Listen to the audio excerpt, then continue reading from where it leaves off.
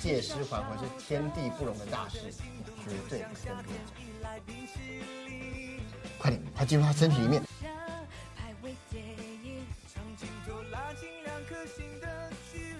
身体，那怎么让他爱上我？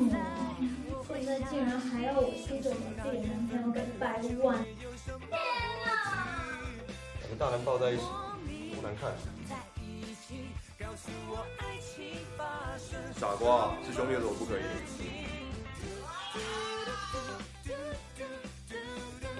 不要太感动哦。你不要太感动哦。怎么样才确定喜欢上对方了吧？相处久了，感觉对了，喜欢就上嘛。试着不要太压抑你自己。